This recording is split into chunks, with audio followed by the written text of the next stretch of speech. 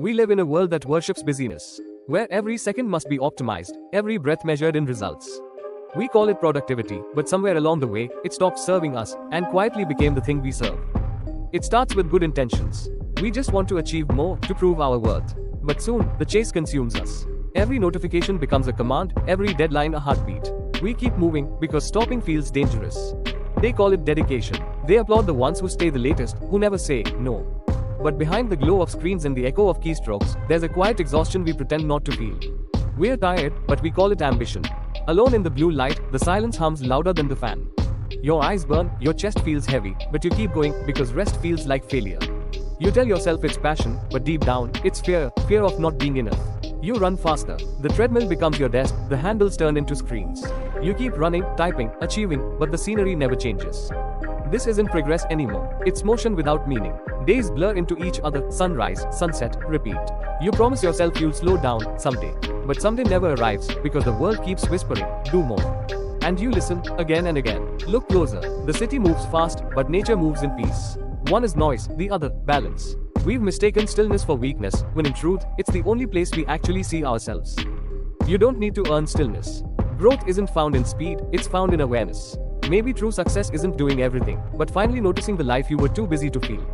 Presence, that's real productivity. Joy doesn't live in checklists. It hides in laughter, in color, in touch. When you slow down, the world starts breathing with you. The moments you used to rush through, they become sacred again. Time softens, melts, and reforms, no longer a master, but a heartbeat. You are not a machine. You are a soul learning how to exist. So pause, breathe. The world still moves, even when you don't. For the first time, you wake without the urge to rush. No alarm screaming, no to-do list waiting like a storm. Just breath, space, and silence, and it feels unfamiliar, yet right. Your feet touch the earth, and something clicks. You remember what being alive feels like. Not achieving, not performing, just being. You dust off the guitar, open an old journal, or paint without purpose. It's not about mastery anymore, it's about rediscovering the parts of your success made you forget. You start noticing the small things. The aroma of coffee, the sound of rain, the way light bends through your window. Peace was never gone, you just stopped looking for it. You realize life was never meant to be conquered alone.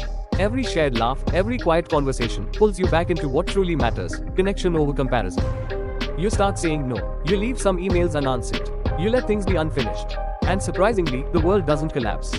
It keeps turning, gently, without your constant control. There's a voice that whispers, you are falling behind. But now, you smile. Because you learn that rest isn't the opposite of growth, it's the foundation of it.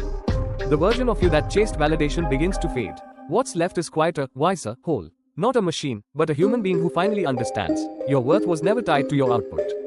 Work still exists, ambition still burns, but now, it's balanced, like music between notes, not noise drowning your soul.